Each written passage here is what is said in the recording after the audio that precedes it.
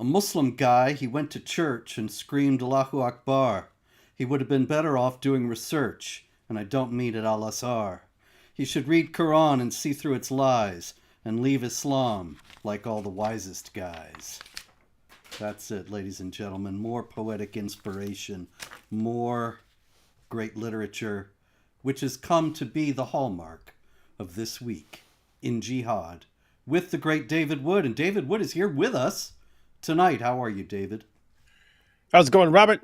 Just sending David, out the link, telling people we're live. Telling people we're live. we are never liver. This is the apex right here.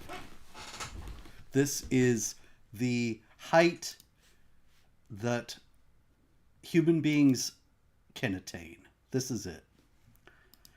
Because I got to tell you, David, the poem today was based on a true story. What? Yes.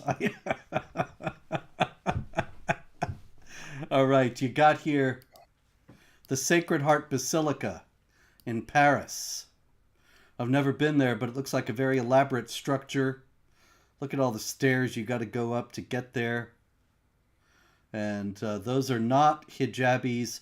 Those are apparently little pointy bushes going up all the way to the shrine. Prove it. Well, you know, at a glance, it looks like a bunch of hijabis in the yard. Prove they're not hijabis. And, well, you never know. But in any case, Sacred Heart Basilica in Paris.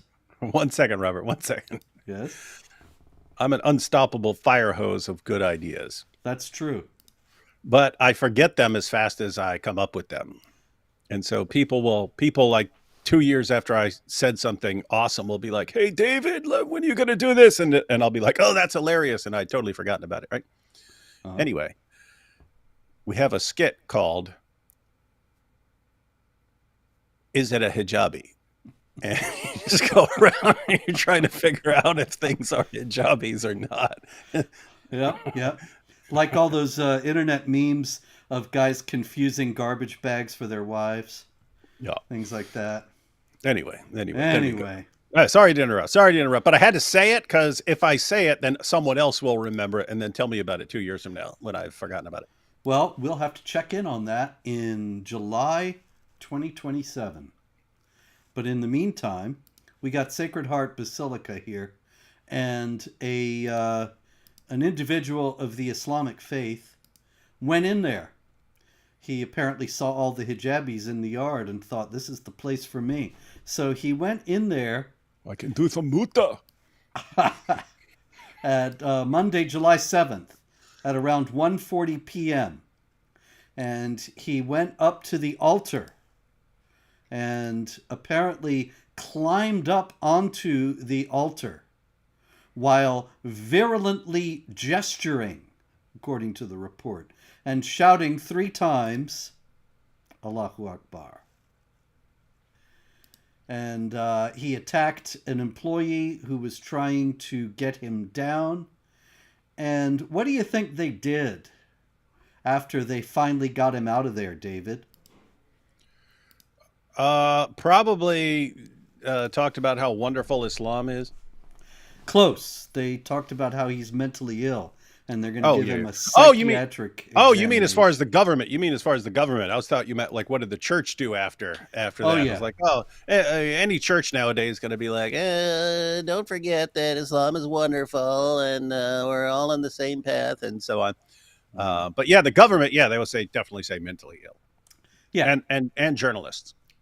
Hence the poem, Muslim guy enters a church and screams Allahu Akbar, based on a true story. And so that's France. Meanwhile, also in France, David, we got news out of Angers. I know you probably say that. What is it? Angers? Is it Angers? I think it's au feu. Yes. Angers, France. That's where they have wars with Germany and lose. Anyway, I know all the French people are going to be mad wars at with me now. anyone. Yes. Or yes. wars with anyone and lose. I was seeing it's kind of an old joke now, but I was seeing when when the president announced that the Americans were bombing the Iranian nuclear sites, people were saying, France has surrendered. So there we are. Okay, at the Pont des Arts et Métiers Bridge in Angers, or Angers. And what happened was 3 individuals, they assaulted a young woman returning from a party last April, and they have just been sentenced to, 2-year custodial sentence, which means nothing at all.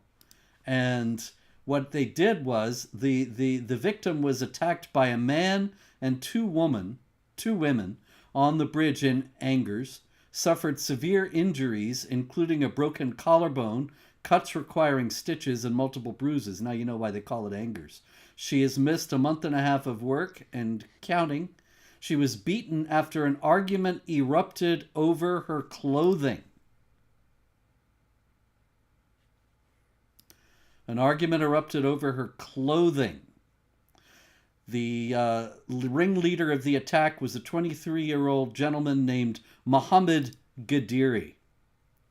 What possible objection do you think he might have had to, could Mohammed Gadiri have had to her clothing?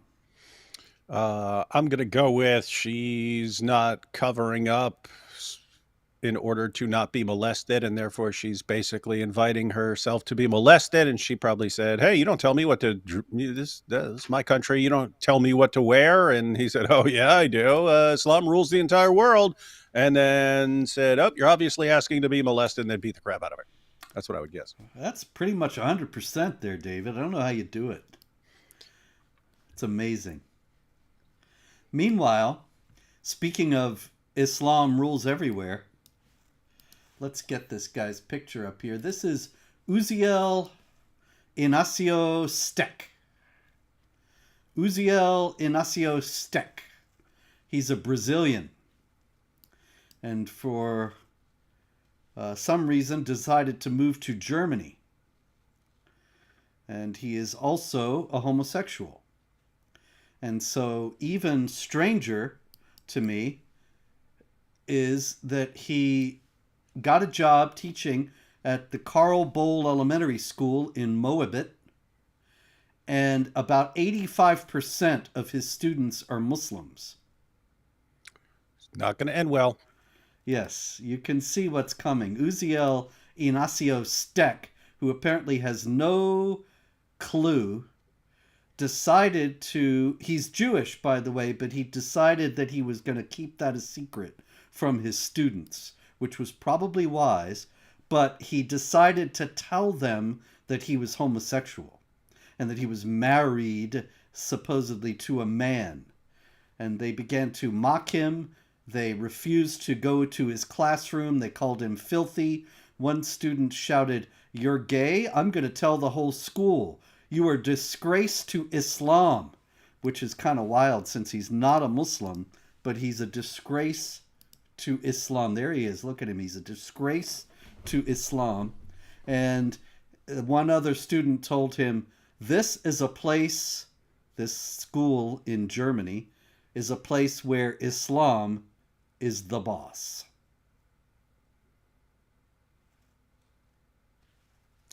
I mean, they've got a point, right? Yeah. 85% of the students are Muslims. You know, that would have been, because this is an interesting fellow, checks a lot of boxes, but he could have actually run a little experiment. He could have walked into class, had all the students there and said, "Hey guys, want y'all to know I'm gay and I'm Jewish. Now, show of hands. How many of you want to beat me up?" Oh, 85%, coincidentally. Yes. 85% of you want to beat me up. Now, you have multiple reasons to beat me up. For those of you who want to beat me up, 85% of you, how many of you want to beat me up more because I'm Jewish? Show of hands. Got that. And then how many of you want to beat me up more because I'm gay? And then got a show of hands. And how many of you, it's kind of 50-50 on why you want to beat me up or kill me or whatever. And would have been some interesting polling data on young people. Would have been. But there is one other interesting detail of this story, and that is the reaction of school administrators. What do you think, David? What do you think they did? Side with the Muslims. You are correct, sir. You're batting 1,000 yet again this morning. Administrators urged Uziel Inacio Steck to adapt to the students' traditional backgrounds and avoid causing trouble. So there we have it. That's Germany today. That's Germany. That's France. That's just the way things are these days.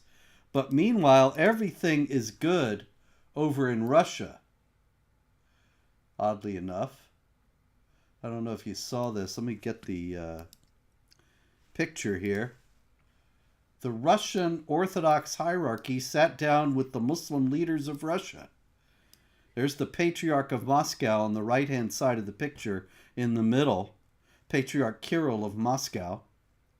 And then there's some Muslims in suits and ties on the left side of the picture. See how the Orthodox show up in their traditional gear? Well, the Muslims just try to blend in and adapt to the culture. Well, I guess if the culture said show up naked, all the Muslims would have showed up naked, but the Orthodox, not them, buddy. In Russia, anyway, that is the culture. The guys dress like that on the right. But anyway, at least the clerics. But the Muslims, they are showing how, you're right, how assimilated and westernized or Russianized or whatever they are. So Patriarch Kirill of Moscow and all Rus, he meets with Judge Mohammed Abdasalam, Secretary General of the Muslim Council of Elders, at the patriarchal and synodal residence in the Danilov Monastery in Moscow. Now, the patriarch said, this experience of interaction shows that representatives of these two monotheistic religions can live in peace and work for achieving common goals. On the basis of the experience we have gained in Russia, it is rather easy for us to establish and develop relations with Muslims all over the world. It's easy. This meeting was so good, the patriarch says, this shows we can live in peace. One meeting. Must have been a great meeting. Yeah. Hey, let's get on the phone with all the Christians who are being massacred in Nigeria and tell them, hey, these Muslims in nice suits sat down with some Orthodox guys in Russia. So you know, you can get along with all the Muslims who are killing you in the name of Allah. Mm-hmm. All you have to do is have a nice meeting. Yeah. And hey, church in Syria that just got bombed and, dozens of you got killed. They had a meeting in Moscow. So, everything's good now. And you shouldn't have a problem with all the jihadis who are slaughtering you in the name of Allah. And he says, it is rather easy for us to establish and develop relations with Muslims all over the world. So I think if it's so easy, then Patriarch Kirill should be put in charge globally of ending the jihad. Mm-hmm. And all he has to do is have a few meetings with these guys. And everything Boko Haram. Yeah, meet with... Dude, you can... I mean, we're a little skeptical. We're a little skeptical here. See, we think, you're in Putin territory where you can't get too far out of line or he'll crush you. But other than that, he's gonna love your religion as long as he needs you to be fighters for him and stuff. And so you guys have a pretty good environment there in Russia for this kind of thing. So we'd say, hey, it's kind of a combination of factors in your particular area that allows you to get along with Muslims. Just as there are people in the United States who can get along with Muslims. You can get along with Muslims at school. You can get along with Muslims at work and so on. There are places that allow that. To say something about how this would work in the rest of the world, that's like insanely delusional. Robert, it reminds me of the new atheists the new atheists, like the core, and everyone keeps doing making the same stupid mistake, but really came to the surface with the new atheists when you had Richard Dawkins and Sam Harris and Daniel Dennett and Christopher Hitchens. They're just sitting around in a room and saying, sipping on champagne and stuff or whatever these guys do, and looked around and said, "Hey, we get along, and we're doing a great job, and we're successful, and we're moral. We're not out slaughtering everyone who disagree. You know what? Why can't everyone be like us? Why isn't everyone like us? What do we have in common here? None of us are religious. Oh, so guess what? See, all we have to do is get rid of religion, then everyone's going to be like us." And that was their case. Hey, if we get rid of religion, everything's going to be like this scientific utopia type deal of all these guys sitting around and just making advancements for the good of humanity. And what actually happened? They basically paved the way for Islam to move in even more rapidly, and they're a bit confused. Like, why isn't anything getting better? Because they had millions of people who declared themselves atheists and so on, following this. Hey, we can make the world better by all becoming atheists, and then they're looking around, going, we had millions and millions and millions of new atheists, and the world doesn't seem to be getting better even slightly. Everyone seems to be going completely insane. But people keep making the same mistake of like, here's how things work in my little group, in my area of the world. Therefore, this is how they would work everywhere else. Mm-hmm. That is like huge mistake. And here you have Christians making the same mistake. Hey, look, we're getting along. We could do it here. Then it could be anywhere. Let's go talk to Boko Haram. Try it. Prove us wrong. He made more mistakes, too. Patriarch Kirill of Moscow. He said that Orthodox Christians and Muslims have common understanding of a whole range of major issues related to human life. Like Muta. Yeah, exactly. This is especially important now, when moral and other fundamental principles, such as attitude toward family, marriage, and the purpose of man, are being revised or even derailed in many countries of the so-called civilized Western world. This guy's about 5 to 10 years behind the times, Robert. You had just a few years ago, you had all these conservative commentators talking about how we should unite with Islam. Christians should unite with Islam to combat the far left and so on. Failing to mention that, isn't it interesting that all these Muslim politicians end up on the far left? Like, why would you on the right think they're on your side? But we're going to agree that, they shouldn't be having drag queen story hour and things like that. Yeah, but they're going to disagree with you on some other things. And what broke that down? The October 7th. That's what broke that down. Then. Really? You had back then, you had all these conservative shows and stuff wanted Muslims on their shows to show how they're going to unite and work together to combat the far left. And then you had the October 7th attack, and all these conservative commentators who, were planning on working with Muslims and stuff started noticing the Muslims were cheering for Hamas the entire time. And yay, slaughter the Jews, get the Jews, yeah. And they're like, this might not work out. Except for the few that were willing to adapt, like Candace Owens and a couple others. They're willing to side with the Muslims against the Jews. Yeah, the reason why I said really is because I was thinking about all the Christians who started rooting for Hamas. And I encountered a couple of those. That's actually why I wrote my book about anti-Semitism, but it's another story.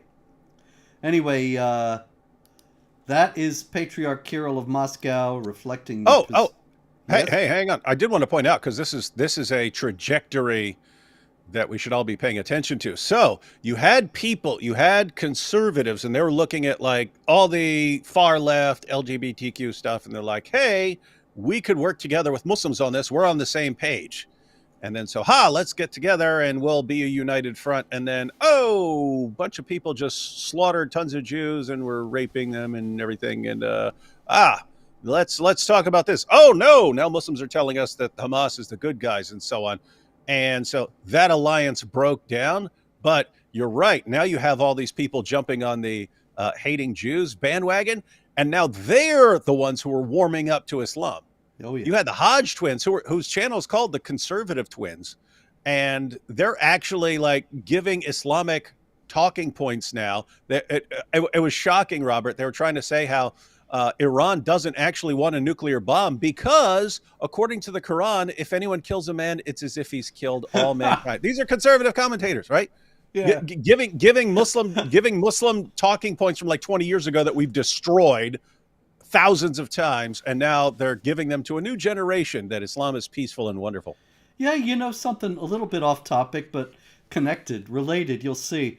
I felt like I was in a time warp myself this week when I just happened to see on Twitter, on X, some Muslim guy saying, the Quran tells Muslims to kill non-Muslims? LOL, and all these emojis of ridiculing laughter, like it was the most absurd thing in the history of the universe. And you quoted a bunch of verses, didn't you? Yeah, because that's what I do, you know. And so I quoted 2, 191, 481, 489, 491, and 9:5, all of which say kill them wherever you find them. 9:5 actually says kill the idolaters wherever you find them. And 47:4, when you meet the unbelievers, strike the necks. And it went insanely viral with like 1.5 million views, and hundreds of Muslims say, of course, saying I was an evil idiot, a pig, the devil incarnate, all these things. But the most common thing that they said was, you're taking these verses out of context. And I thought, what is this, 2003? Mm-hmm. I haven't heard that in years. And yet that was all they had to say about this. And anyway, I think I'm going to have to trying to start making some more videos, and I think I'm going to have to do one about that and give the context. It is interesting how like something can be an argument 20 years ago, and then we destroy it and we destroy it and destroy it, and it's dead. They stop using it because they can't even bring it up anymore because it's been crushed so horribly. And then so we stop attacking it because they stopped using it, and then 20 years goes by and they'll start using the same argument again because people aren't familiar with it anymore, and they can use it to deceive people once again. Yep. Well, not today, Satan. But anyway, we will I'll have to get back to that. I hope tomorrow maybe I'll make that. But meanwhile, the same old things are happening in Europe. I actually have another story about France here. And this is about Dr. Alban Gervais, I don't know. But there he is, the late Dr. Alban Gervais. In 2022, 40 years old, he went to pick up his two children, two of his three children, ages 3 to 7, from a Catholic school in Marseille. And he's holding his little daughter, who's 20 months. And a man who has been identified only as Muhammad came up to him and started to stab him. Now, where did he stab him, David? Not familiar at all with this story, but if I had to guess, I would say the neck, since you already brought up 47-4. You are correct, sir. He stabbed him in the neck repeatedly, and he was screaming a certain phrase while he's... I can't even do it. It's just, I don't know. For a while we had, what was that other phrase they were yelling for a while? And we had it on one show. There were several different stories on the Quran of Mecca or something like that. But they've gone back to Allahu Akbar. It never catches on. They try some variations, but it just doesn't catch on. Yep. Allahu Akbar, the guy's saying. He stabs... If it ain't broke, don't fix it, Robert. That's it. Allahu Akbar, people should know, is a declaration of the victory of Islam. And the victory of Islam is manifested in the violent attack. That's why it goes together with jihad attacks so often. That the killing of an infidel, in accord with the Quran's commands that are so hotly disputed this week, that is the victory of Islam. That's what Allah wants. Kill them wherever you find them is not empty verbiage. So when you do it, you are showing that Allah is greater, that he's victorious over the infidels. So anyway, Dr. Alban-Gervais was brutally murdered in that way, in the presence of his 3 young children, ages 7 and 3 and 20 months. And Muhammad is not going to be tried. He has been declared mentally unfit to stand trial. Once again, we see they don't acknowledge that there is such a thing as jihad. They have to call it something. So they bring in the psychiatric doctors. They say the guy's mentally ill. And as we've mentioned many, many times, you can see exactly why this is. If you bombard people from the time they're in kindergarten in the West, you just bombard them with the idea that Islam is peaceful and wonderful, and that, obviously, if Islam says if anyone kills a man, it's as if he's killed all mankind. It says things this radically peaceful and tolerant. You'd have to be completely insane to interpret this as calling for violence. And therefore, when someone, Allah will kill you, he's obviously insane. He's obviously mental. Has to be. Has to be. What else could he be? All right. Man, there's so much jihad and so many stupid infidels this week. I think we talked about Shirazi last week, the Ayatollah Shirazi, who put out a death fatwa on Trump and Netanyahu. He's 98 years old. Yeah, I believe we did talk about him last week. But a very piquant detail has come to light this week about this same Ayatollah Shirazi. And that is that way back in August 2016, which was, almost 10 years ago, Shirazi, the same Shirazi, sent a letter to Pope Francis. And he said, I'm really delighted to have heard your comments during your last trip to Poland, in which you stated Islam is not equal to terrorism, and further dismissed the association of violence and harshness with any and all divinely sent religions. Your wise and logical stance regarding Islam in dissociating the religion from the inhumane actions and atrocities of the takfiri groups such as Daesh is truly admirable. Daesh, of course, is ISIS, the Islamic State. Takfir is the practice of declaring a fellow Muslim to be a non-Muslim, and all the Muslim groups do it, but the modern-day Sunni jihad groups are often called takfiri because they declare older Islamic groups to be non-Muslim. So anyway, Shirazi is out there praising Pope Frank for saying Islam doesn't equal terrorism, but now he is saying Trump and Netanyahu should be murdered, and that would be Islamic. Is he being inconsistent? No, this all makes perfect sense from his perspective. Exactly. It does. When someone, put it this way, you've got Muslims who actually believe that Islam is peaceful, and they're peaceful people. That exists. They've usually people who've been westernized and so on.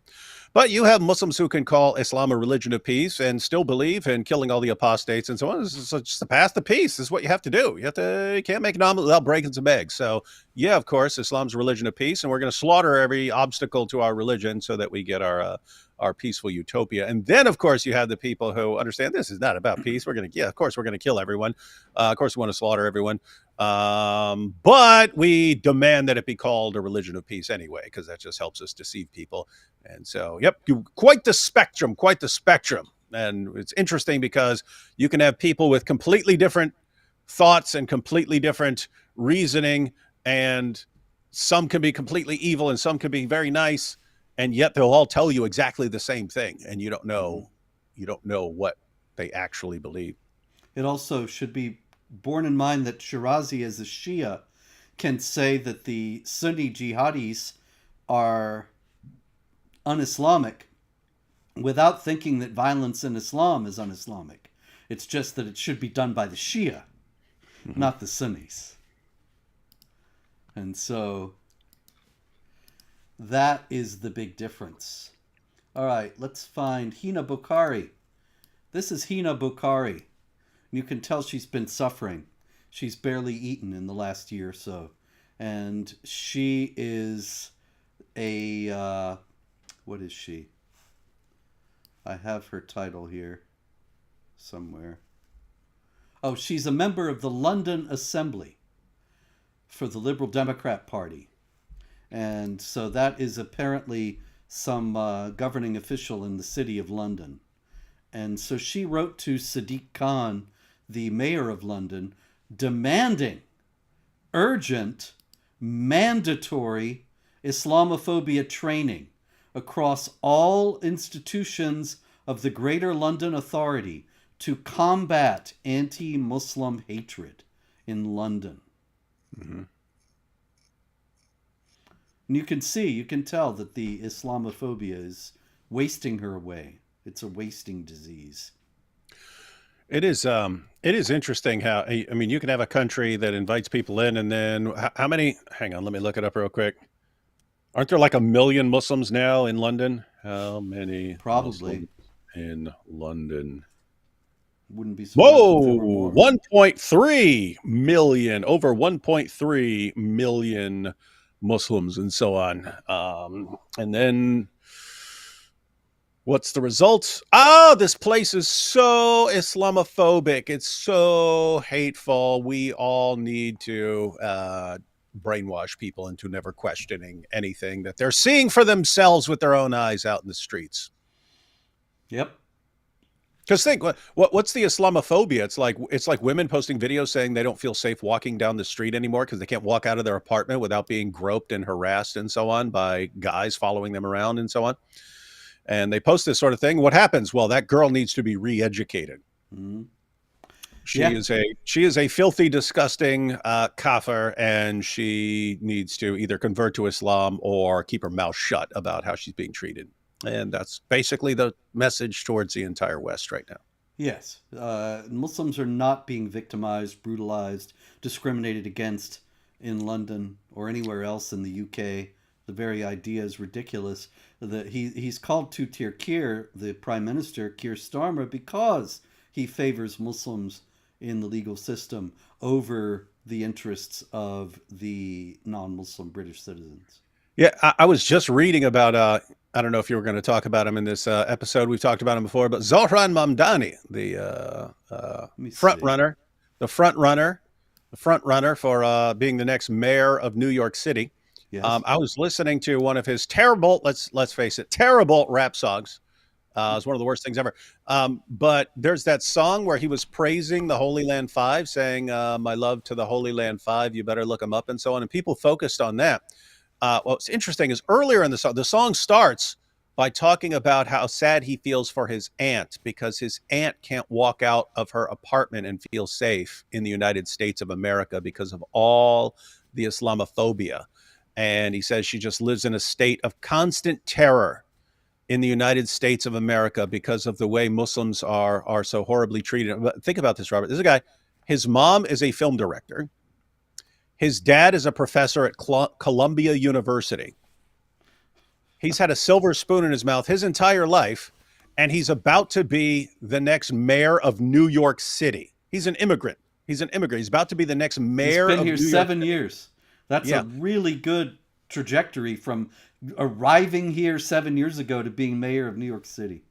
And complaining about how horribly Muslims are treated in this place. Isn't this interesting? It's like there's nothing you could do that they would not complain. There's nothing. You could be a Muslim and we could roll out the red carpet for you, get here, shower you with money, give you a mansion, and you'd still be complaining about how horrible this is to Muslims. Yeah, because that's how they get the stuff. And I do have a Mamdani story that you may find amusing. Let me get it here. This is, let's see. Okay. Go to my photos here. This is a screenshot from a video. looks like Mamdani is speaking in a church, but it's a very far left church because it's got the rainbow, the gay rainbow business up there. And there he is on the left. You can see him in the back in a green shirt, and he's speaking. And the person, there's a heckler, and the heckler is a Muslim in a hijab, and she's yelling at him. And you can see from the screenshot, one of the things she says is, "How do you pray every single day to Allah? How do you pray?" And she's mad because he's appearing at this gay pride event. And she calls him a hidden Zionist ally and a hypocrite who sides with his oppressors. And I thought, well, there we see we've talked a lot about the alliance between the left and the Muslims in the United States and really all over the West, and how it's cracking under the strain of the left's obsession with sexual libertinism. And here it is again. He's trying to shore up his leftist base by going to this gay pride event, and he ends up getting yelled at by a Muslim. Well, as we've mentioned, he is 12 or Shia. He is 12 or Yes. Shia. That's the pattern, right? I mean, it's become the pattern for Muslims in various places, but the main place where you saw this work was the Iranian Revolution. Yep.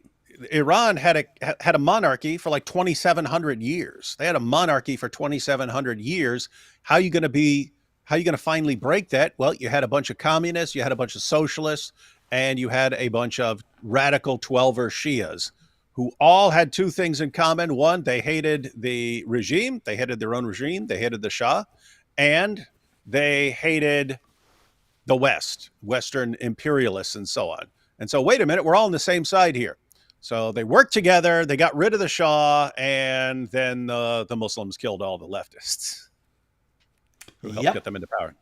So you're looking at that. That's the, hey, we're Muslims, we want to bring all this crashing to the ground. Who else wants to bring all this crashing to the ground? Communists, socialists, and each side thinks, oh, we'll unite until we get what we want, and then we'll deal with our disagreements and so on, not realizing you're going to lose that, guys. You're going to lose that one. Yep. All right, let's shift gears a little bit here. Over in Afghanistan, I think we talked last week about a story, maybe a couple weeks ago, but I know that we discussed it. A 45-year-old man was going to marry a 6-year-old girl. And so we discussed the endless business with Aisha and how Muslims denied it. Islamic apologists denied that Aisha was 6 and then 9 when Muhammad raped her. And it's all something that they own up to now and are completely happy with. But in any case, the marriage, you'll be happy to hear, David, the marriage has been called off. And none other than the Taliban told this 45-year-old man that he could not marry the 6-year-old. The Taliban. They told him he had to wait till she was 9. I have to say, when the Taliban says, hey, man, you're going a little too far here,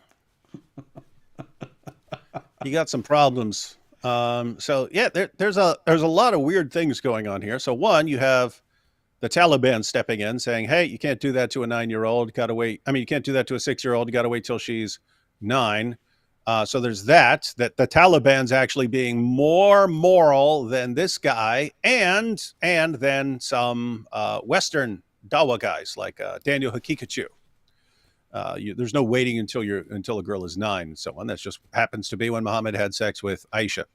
So there's that the Taliban is apparently better than some of these guys.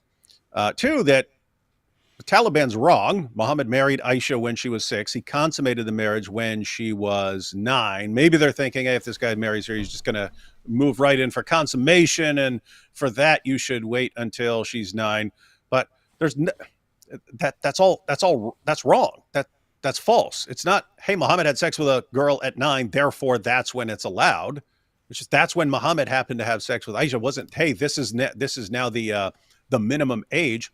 But you have the Quran, Surah 65, verse 4, which specifically talks about marrying, having sex with, and divorcing girls all before they've ever reached puberty. And so it's glad the Taliban is at least making this guy wait a couple of years. I wish they'd make him wait longer. Glad they're at least making him wait a couple of years. But from an Islamic perspective, they're just wrong. Yep, you're absolutely right, David, and I think it's worth revisiting some Islamic authorities that say exactly that. The Diyanet, Turkey's Directorate of Religious Affairs, said in January 2018 that under Islamic law, girls as young as 9 can marry. So that would seem to support the Taliban against what you're saying. However, then we have many other Islamic authorities saying exactly what you're saying. The Council of Islamic Ideology in Pakistan, which is a government affiliate and has great influence over the government, says Islam does not forbid marriage of young children and doesn't give any minimum age. Ishaq Akintola, a professor of Islamic eschatology and director of Muslim Rights Concern in Nigeria, he says Islam has no age barrier in marriage, and Muslims have no apology for those who refuse to accept this. Dr. Abd al-Hamid al-Ubaidi in Iraq, an expert in Islamic law, says there is no minimum marriage age for either men or women in Islamic law. The law in many countries permits girls to marry only from the age of 18. This is arbitrary legislation, not Islamic law. And Dr. Saleh bin Fawzan from Saudi Arabia's highest religious council says there's no minimum age for marriage. Girls can be married even if they are in the cradle.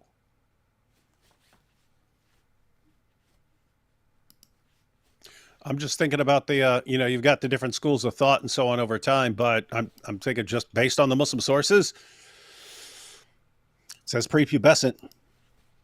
Exactly. Yep.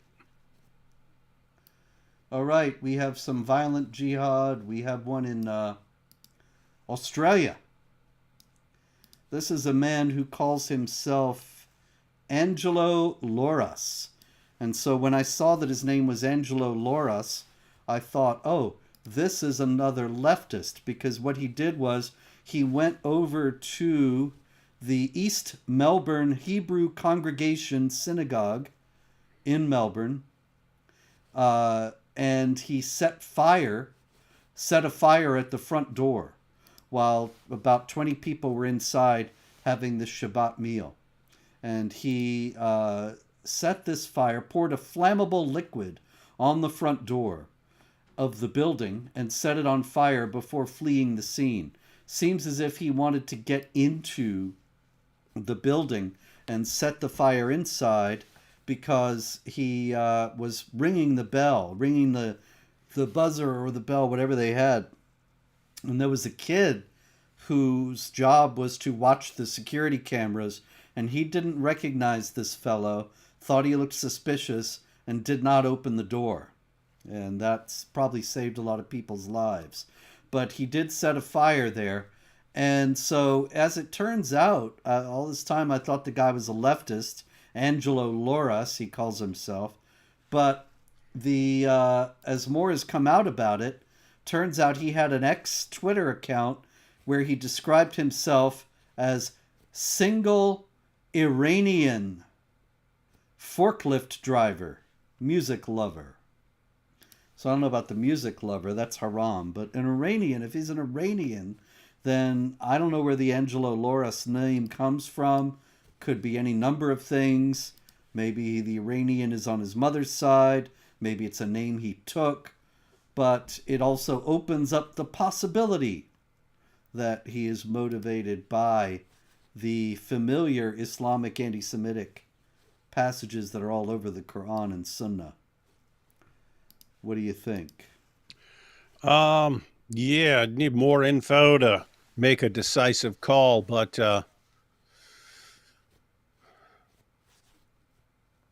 kind of coin flip on that one. Yeah. I mean, after all, the leftists at this point are doing the bidding of the jihadis, so it's really a distinction without a difference anyway. Meanwhile, another house of worship was in the news, and this is the Cathedral of Ani in eastern Turkey, in what land that was for centuries Armenia. And Ani, A-N-I, was a very considerable Armenian city for many centuries until it was conquered by the Turks and Islamized. And so this was the cathedral, and you can see now from the picture that it is in the middle of an open field. And so a lot of people think, what, actually I had people on Twitter saying, what is this? There's nothing there. Why did they have a cathedral out in the middle of nowhere? Well, when the city was a thriving Armenian Christian city, then there was a lot of other infrastructure in this area and buildings around the cathedral, but that's all been destroyed. And the cathedral, you can see, is just a ruin, but it's now being built back up, and you can see the scaffolding on the outside, because the Turkish government has announced that they are reopening the historic Armenian Cathedral of Ani and are renovating it. But there's just one catch, David. What do you think it might be? They're going to Hagia Sophia that thing and make it a mosque. You are correct, sir. Definitely not enough mosques there. Not enough mosques in Turkey, so they have to take an old cathedral that's just a ruin and make it into a mosque. Now, why would it be attractive to them? Why would they not want to just build a new mosque? They could even build one near that old, if they want to have one in that area. We saw the picture. I'll put the picture back. You can see a lot of open area there. They could plenty of room to build a mosque anywhere else. Why do they have to make that into a mosque? A landmark historic cathedral that is dear to Armenian Christians.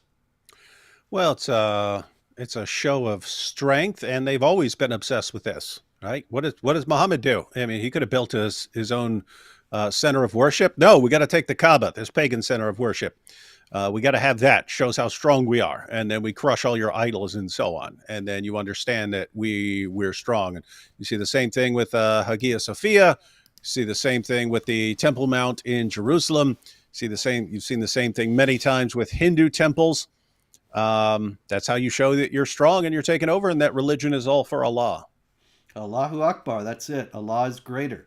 And so Allah shows he's greater by taking over the cherished sites of conquered people and Islamizing them. And so that becomes a visible sign of the victory of Allah. And that's what this new mosque will be. All right. Interesting story out of Israel. I thought that a lot of talk now, of course, about establishing a Palestinian state. A lot of people assuming that a Palestinian state will solve the problem between Israel and the Palestinian Arabs once and for all.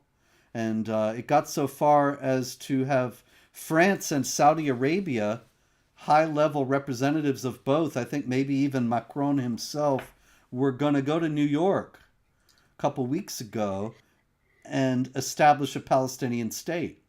Now, I think that's kind of nuts. Nobody asked me, but okay, a French guy and a Saudi are going to go to the United States of America to take land from Israel to establish a Palestinian state.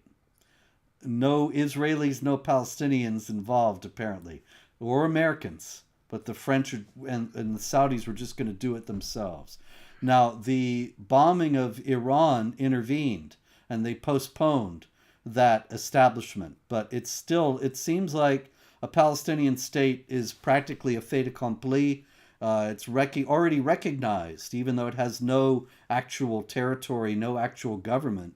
It's already recognized by many countries around the world, has almost complete nation status within the UN, and so there's really very little left. So Netanyahu was over here talking to Trump, and he said no, he was against that idea. Now, he's like the only one left who is against it. But he said, I think the Palestinians should have all the powers to govern themselves, but none of the powers to threaten us.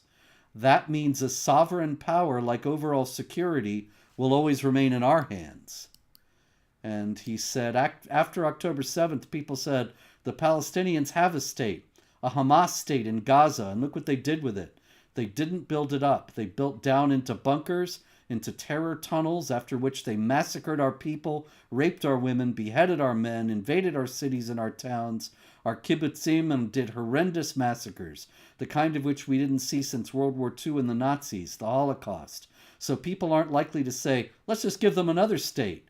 It'll be a platform to destroy Israel. Is he right? He's absolutely right.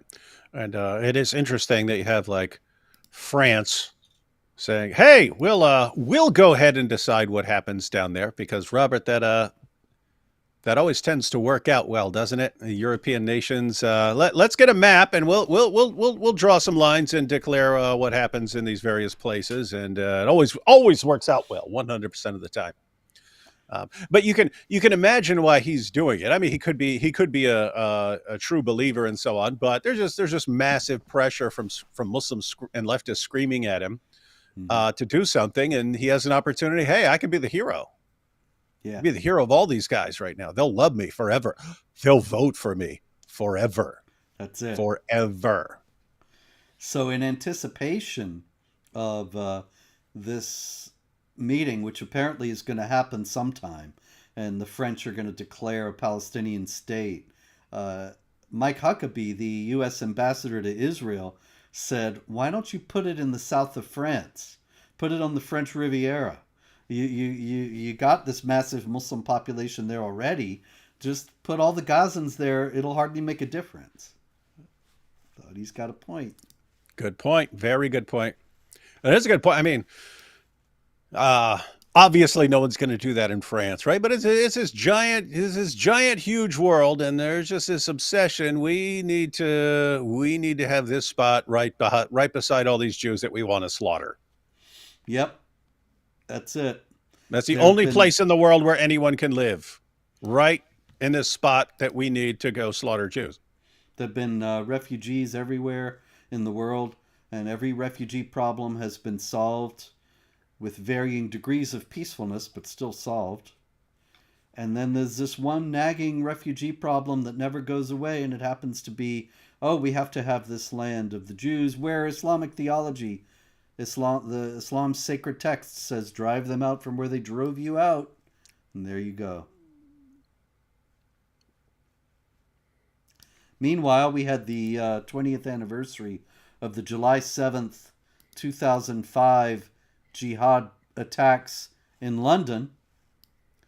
And Keir Starmer, the Prime Minister of Britain, he said, today the whole country will unite to remember the lives lost in the 7/7 attacks, and all those whose lives were changed forever. We honor the courage shown that day. Blah, blah, blah. Those who tried to divide us failed.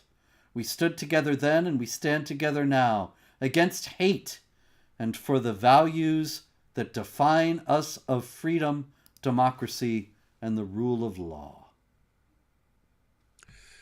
Those who seek to divide failed? What are you talking about? Yeah, I thought that was the part that jumped out at me as well. Who are those who want to divide? The jihadis. Yeah, in that context, it's the jihadis. But he means Tommy Robinson. Yeah, that's what I mean. Like, those who want to divide us have failed. Who's that? Oh, the people who want to draw attention to what the jihadis are doing. So you got the jihadis. They want to divide, and then you have the people who are pointing out, hey, we got a problem here because this calls for our violent subjugation. And then you have the people who want to put their heads in the sand and just let Islam take over. And no one's gonna stop us from doing that. No one's gonna stop us from paving the way for Islam. Although I have to say, Robert, given how there's been these insane reversals, like if you want to make a movie now about some attack or something like that, or we saw it with the signs about groping in Germany, where they have to reverse it. If you want to say no groping, you have to say it's white German women who are groping poor Muslim immigrants with one leg and so on. You have to reverse everything. So at this point, I mean, we're far enough away. I mean, we're 20 years away from the 7/7 attacks. It's like I actually it wouldn't surprise me. It just won't surprise me one day if they say, and on that day when white far right thugs attacked the train and Muslim jihadis went in to stop the far right from this attack and defend us all, and it's getting to that point where everything's reversed. It's extremely close. We As a live in matter of opposite fact, world. I had not planned to talk about this story, but I set up a story for tomorrow on Jihad Watch, and so I will go into that here. Kari Asim, who is an imam, a prominent imam, and an Islamophobia expert in the UK, he was talking on July 6th, the day before the anniversary, and he said, the emotional and social toll of 7/7 on Muslim communities was profound and is felt by many to this day. So there you have it, right there. Islamic jihadis carry out jihad massacres, and Muslims are the victims. Oh, they are after every Islamic terrorist attack. Yep. And Kari Asim says, Islamophobia has consistently increased in the last 20 years. Oh yeah, hey Robert, that's the other interesting thing. That's the other interesting thing that I was mentioning earlier. Ties in with this. Zohran Mandani talking about how his poor aunt can't even leave her apartment because she's so terrified of all the people who are attacking Muslims in the United States of America. Mm-hmm. You're thinking, where does this happen? But you know, so suppose it happens somewhere. Suppose it happens. Someone attacks a Muslim. Then are you justified in being scared of non-Muslims in general? Every last one. Now think about this, guys. Okay. Because this is like Islamic supremacists baked in your head thinking. If any Muslim has ever been attacked in the history of the United States, then any Muslim is entirely rational and justified in being completely terrified of every non-Muslim, and you should be scared of even walking down the street, right? Right. But if you live in the same area and you say, hey, Muslims actually killed 3,000 people here and slaughtered tons of people, or if you're in the UK, killed a bunch of people on 7/7, or, you know, you were a victim of any of the other number of attacks, Israel or wherever, and you say, you know, I have a problem with this ideology, or I'm somewhat concerned about these other guys who are, you know, thumping their chests and blocking roads and so on. They say you have a mental illness. How could you think just because these guys slaughtered thousands of people that you should be at all concerned about the ideology or about anyone else in the community? How dare you? You must have an actual mental problem. And yet he can talk about his poor aunt who is scared to walk down the street because of Islamophobia. Yeah. Why is it okay for someone in your group to be terrified of a bunch of people who've never harmed her at all? But if someone else from a non-Muslim says it, and it's someone in your group that they're scared of because of what people in your group have done, they have a mental illness, and we need to combat Islamophobia. Yep. 2 tiers, Zohran. 2 tiers. 2 tiers, Zohran. Have people started calling him that? I just did. I'm going to call him that in the video.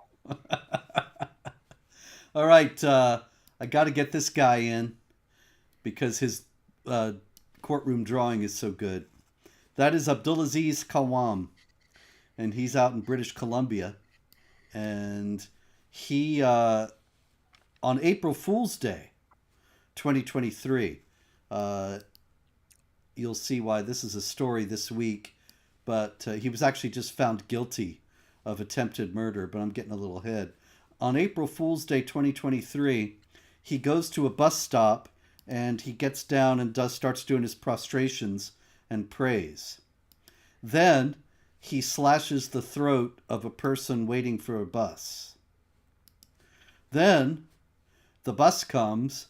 They don't see that there's a guy with his throat slashed there, and he gets on the bus. He goes up to a guy, asks him if he's a Muslim, and then the response is not recorded, but he ends up slashing the throat of somebody else on the bus. He's connected to the Islamic State, has multiple contacts with ISIS propagandists, gave the Pledge of Allegiance to the Islamic State.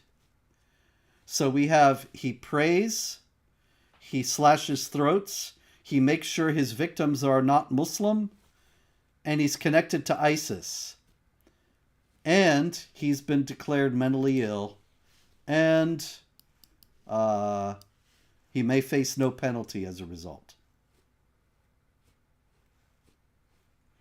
Now, I don't know how the guy could get more Islamic, more of a jihadi than that. He prayed before the attacks.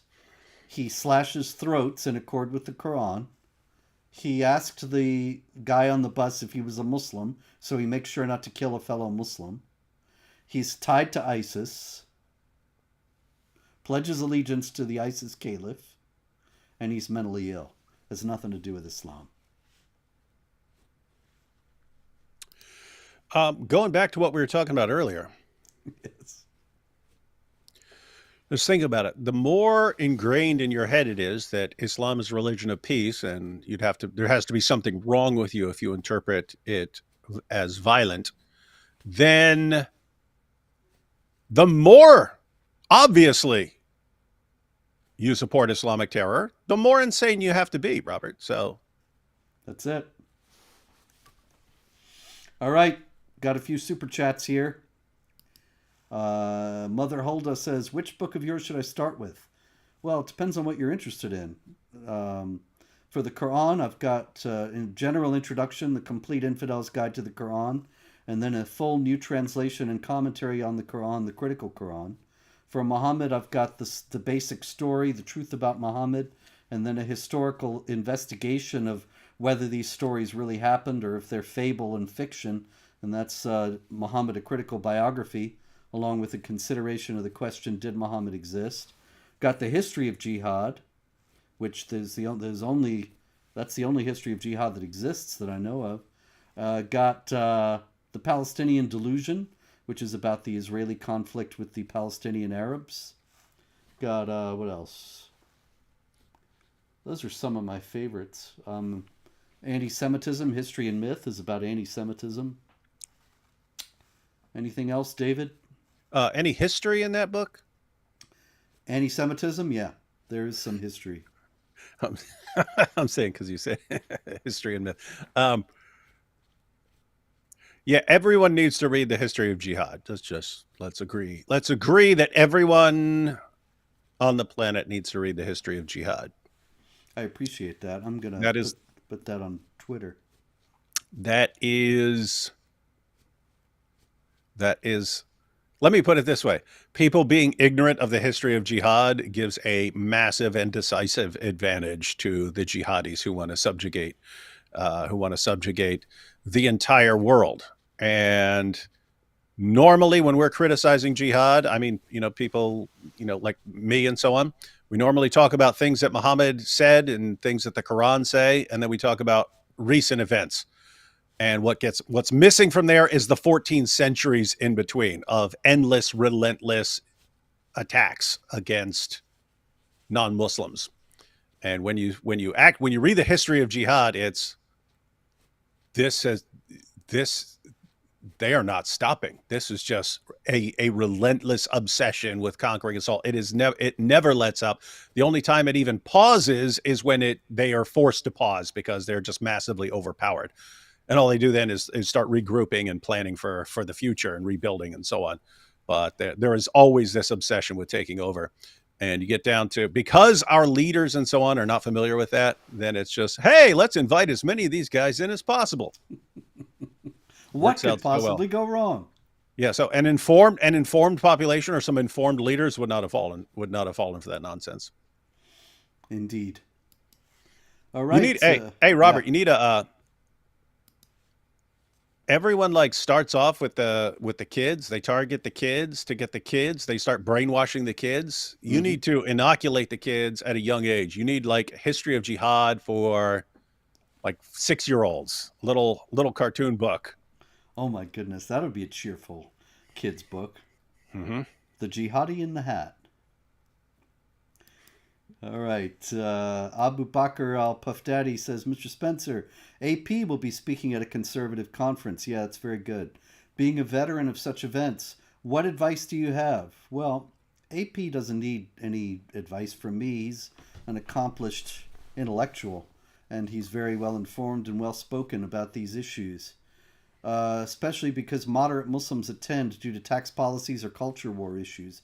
Well, all I can say is, and I'm not saying he should do this, but if I were speaking in such an event, I would confront that head on. And I've done that before when there were Muslims at conservative conferences, asked them to renounce the aspects of Islam that are at variance with constitutional freedoms and so on, and tried to argue, tried to convince the larger crowd that, well, there are deep incompatibilities between Islamic law and the U.S. Constitution. So if you have Muslims living here, they're going to have to make a choice about the two, between the two, and so we should be drawing attention to that. Deborah Leonelli says both of you are awesome. No, you, Deborah Leonelli, are awesome. Don't you think Deborah Leonelli is awesome, David? Yeah, but I was also thinking she's right. Yeah. Abu Bakr Al Puffdaddy, Trump admin takes HST off terror list. Agree? No, I don't agree. Hayat Tahrir Sham is who I assume you're talking that's about. That's HTS, Abu Bakr. That's HTS. Not Harry S. Truman. He was not on the terror list. But Hayat Tahrir Sham there's no indication it's not a jihad, especially after the massacre in the church, which is just a few weeks ago. I don't think there's any clear indication that they have stopped being a jihad group. Yeah, we definitely and obviously do not trust these guys. I kind of understand Trump's thinking. It's like they're saying, "Hey, we're going to give you. You guys are saying you're different. Doesn't make a lot of sense to believe you, but we're gonna give you a chance to prove that you're really different. So we're gonna take away the sanctions and so on, and let you show what you can do. And of course, if this blows up in everyone's face, like literally, then well, they tried, ladies and gentlemen, they tried. I think there's also like behind this, I mean, obviously like behind the scenes negotiations and deal making with other nations. Like when he announced that he was going to be removing sanctions for Syria, you had the Crown Prince of Saudi Arabia there and everything, and everyone's cheering. So obviously, it really seems like he's trying to unite the area against Iran, make sure everyone else is on the same page against Iran and so on. So anyway, yeah, I'm sure there are some behind the scenes deals that connect these things. It's not just, hey, let me do this really, really helpful thing to this terrorist group. There's something else. There are other things on the table that's connected to. We can hope that it works out, especially for the Christians and the Alawites in Syria who are deeply threatened. Their lives are threatened by the jihadis now. Yeah, and that's the problem if these deals are going bad, that you could basically be selling people to destruction on an altar of some deal you made. Exactly. And that's the hazard. David Kazashi says, Muslims, we accept no gay men but Momo who was zooted. Yes. The gift that keeps on giving. Abu Bakr al-Puffdaddy says, because Moscow meeting, Dr. Wood, will you now have to debate AP? Orthodox and Muslims worship the same God. Mr. Spencer, agree or not? Calvinism and Islam similar? Yeah, I agree that Calvinism and Islam are similar. I did a video just the other day about the free will in Islam and how it was rejected explicitly and ruled a heresy, the idea that Muslims have free will. The Quran is ambiguous on this point as it is on so many points, but Islamic tradition is very clear. There's no free will. As far as Orthodox and Muslims worship the same God, I'm with David on this. He said last week, depends on how you look at it, and that's really the key to the whole question. Yeah, AP's on the same page too. It's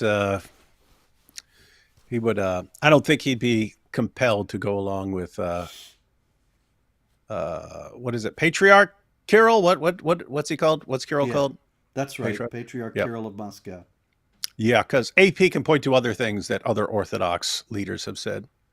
Yeah, there's this is not like some kind of, well, this is not a Catholic situation with a pope where he says something and you have to fall in line. There's a variety of opinions that are possible on this issue, and I think David did sum it up best. Really, that it's well, you can say it better than I can since you are David. Yeah, if you wanted to say something in some generic sense, like we all worship a creator or something like this, or whoever created the universe, we're worshiping that being, and Muslims are just, they got the details wrong or something like that. You can say it. It's just not helpful. It's not helpful. It gives people the wrong idea. You have to make all Yes. kinds of qualifications because it sounds like an all paths lead to God type thing. And so you have to clarify, no, I'm not saying that we shouldn't evangelize or that they're correct in their understanding or something like this. Um, So yeah, not very helpful. Not very helpful. You've got to. They worship a god. They worship a god who came from a pagan origin, part of a pagan pantheon, and then Muhammad comes along and says, "That's my guy, and he's the one who inspired the Bible." And you say, "Oh, now we all have to say we worship the same God, even though his God commands his followers to violently subjugate us and to wipe us out." Yep. And declares that you're a false religion that's a twisted version of the real prophetic messages that all confirm is. Mhm. Anyway, that's another thing that is a problem.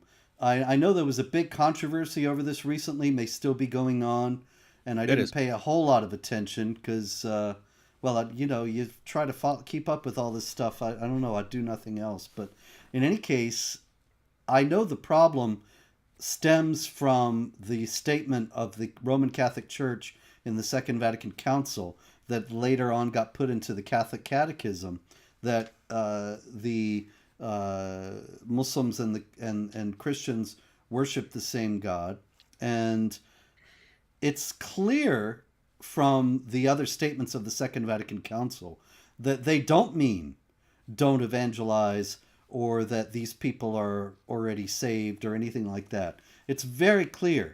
However, I have had extensive experience with Roman Catholics, including bishops, who didn't want to talk about the Muslim persecution of Christians and didn't even want to get even close to evangelizing Muslims because of that passage.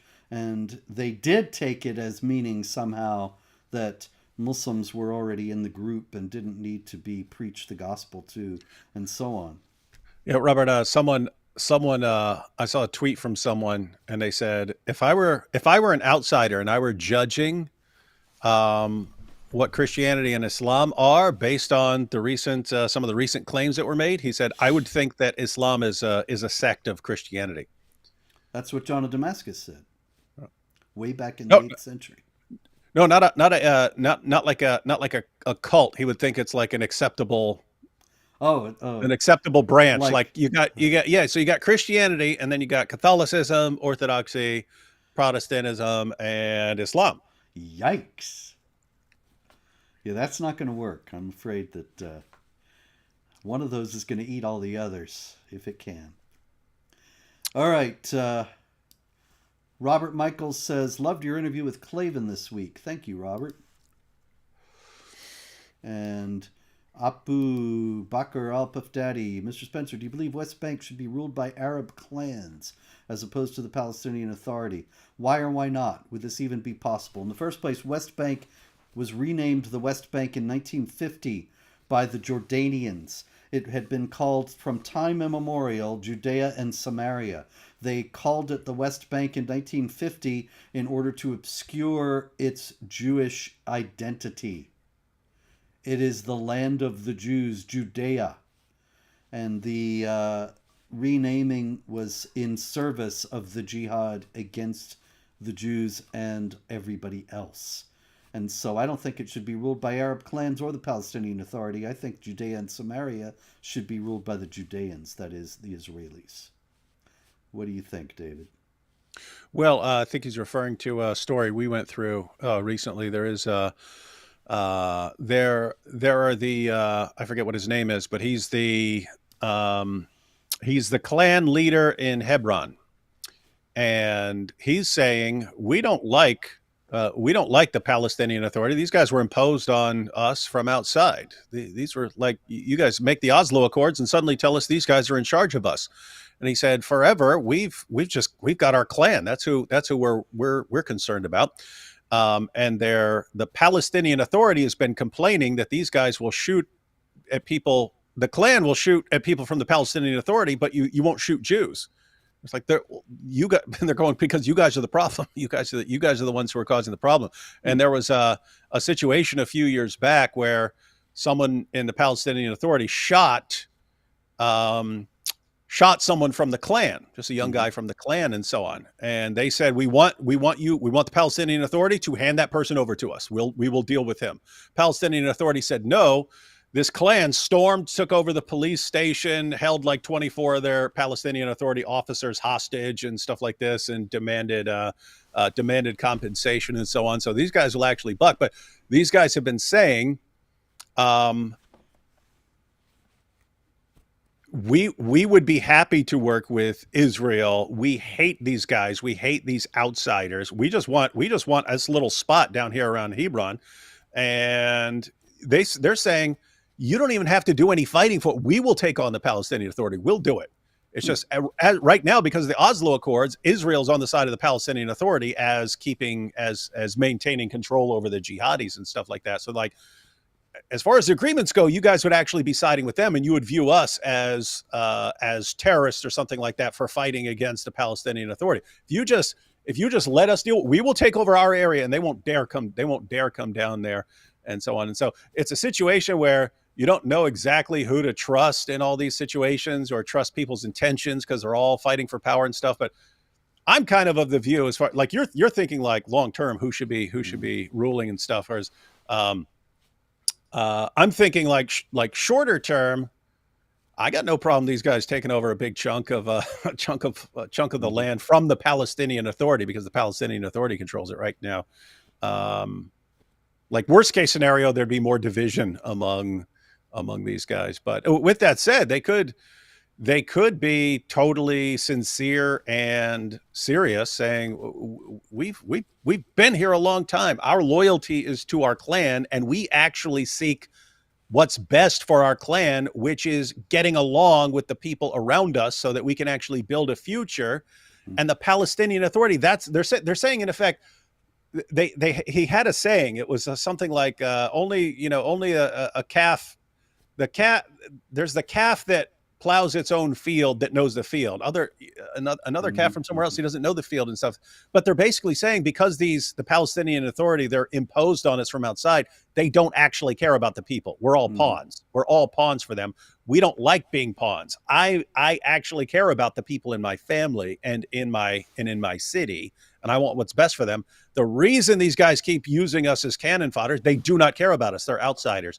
So they're saying, hey, why don't you let us take over this spot and see how it goes?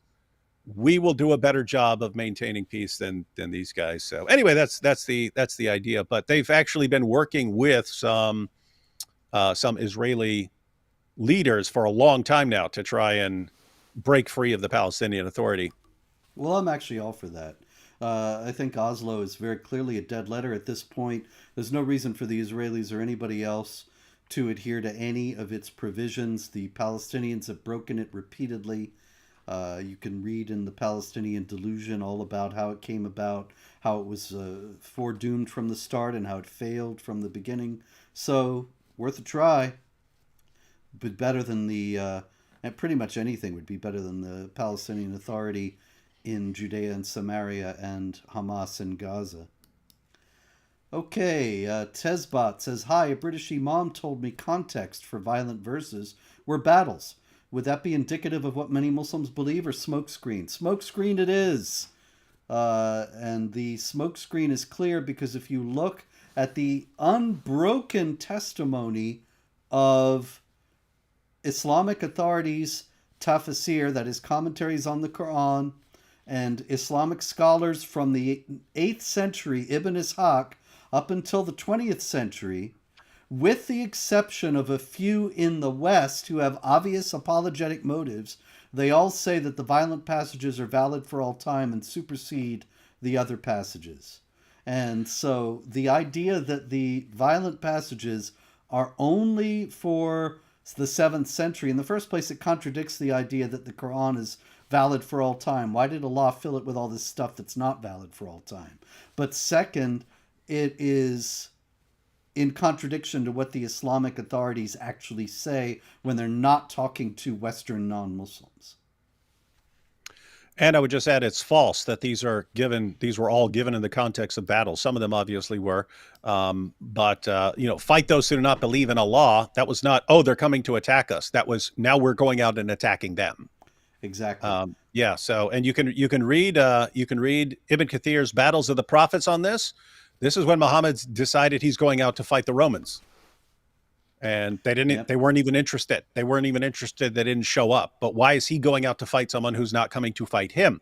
Because 929, fight those who do not believe in Allah, and specifically refers to the people of the book, Jews and Christians, until they pay you. This was a command to go out and subjugate the world. But yeah, you do have these claims that these things are defensive.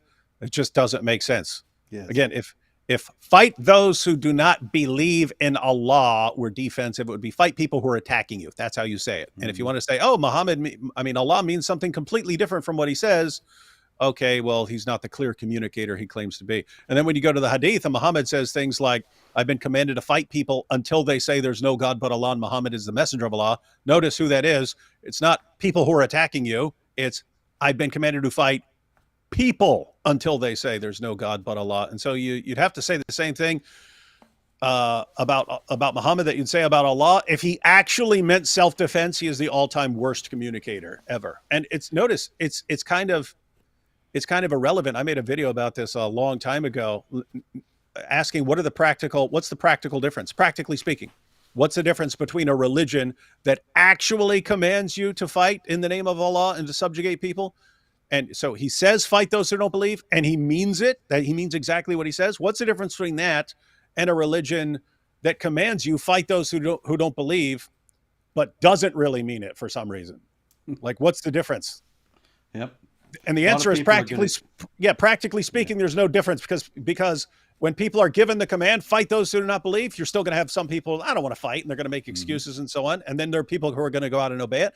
And if for some reason Allah doesn't mean fight those who do not believe when he says fight those who do not believe, you're still going to have people who, oh, that's what Allah commands, so I'm going to go out and do it. You're still going to have other people who say, no, I'm going to reinterpret that. So you end up with the exact same thing, millions of people being slaughtered. Yep. Only thing I would add at this point is 839, fight them until persecution is no more and religion is all for Allah. Now, if you're only defensive, then you would stop at persecution is no more. You fight them until they stop persecuting you. But if you're going to keep on fighting them till religion is all for Allah, then you're going to end up fighting a lot of people who are minding their own business and not doing anything and not bothering you and certainly not attacking you, but their religion is not all for Allah. So that's clearly offensive warfare. Tesbot also says, will Islamophobia law in UK be game over in your opinion?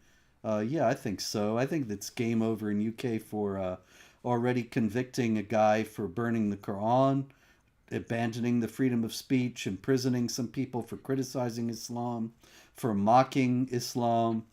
I don't know. It would have to take a massive change in the entire political culture of Britain for it to avoid becoming an Islamic state at this point.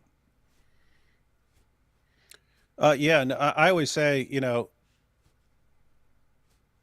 they can turn this around at any point, but it's what Robert just said. It has to be some massive change. So we grant the possibility of massive change. It's just you guys give us no indication that you're about to have some sort of massive change. So all indications point to lots and lots and lots and lots of problems. And your only hope is you do have some people like Tommy who are taking a stand, and you have some people who are waking up.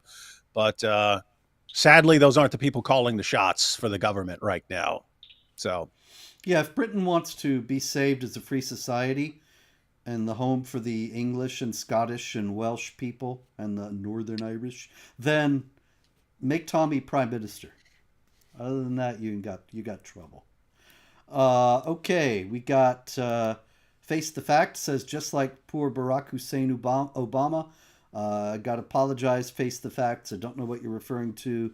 I guess that's the disadvantage of doing all these at the end.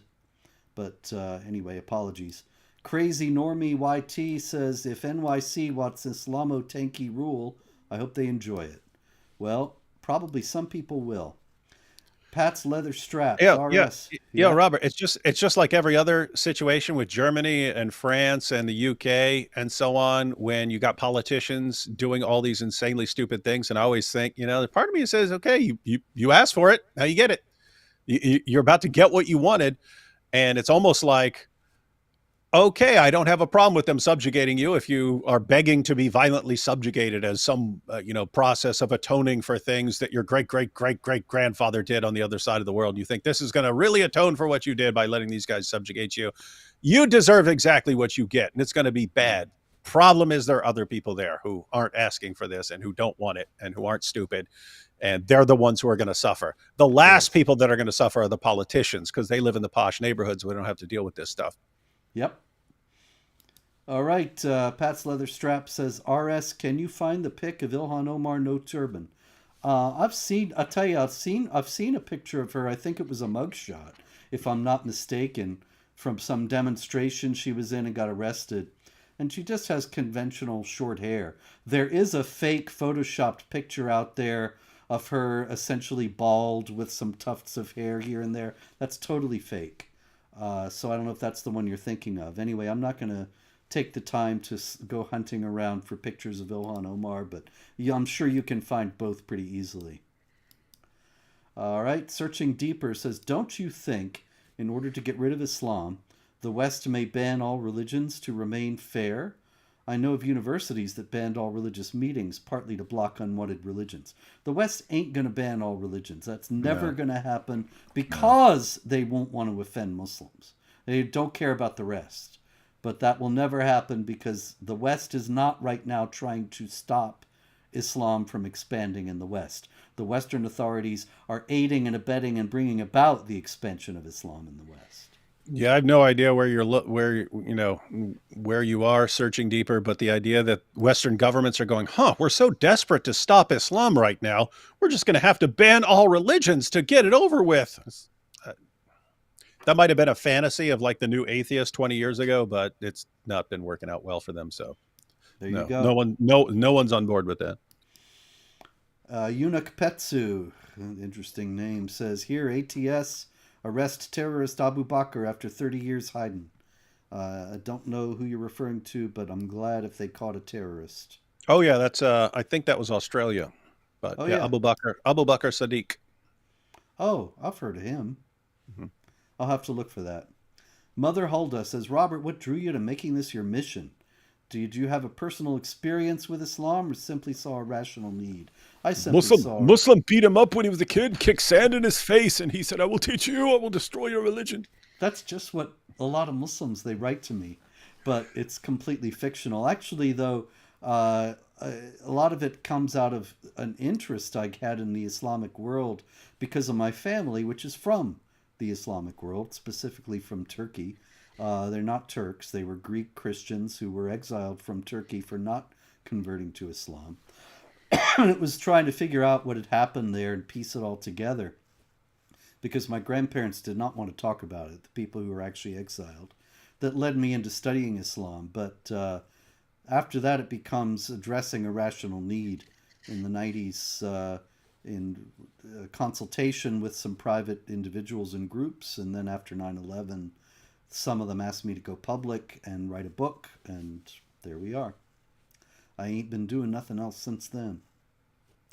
So that actually wraps us up with the Super Chats this week. Thank you for all being here. Thank you all for the Super Chats. Thank you for not going jihad, those of you who have not waged a jihad attack this week. But if you do, in the coming week, we will likely be here next week, God willing, to discuss it all and to show why you should oppose jihad. Till then, you know the story. Pray, hope, and don't worry.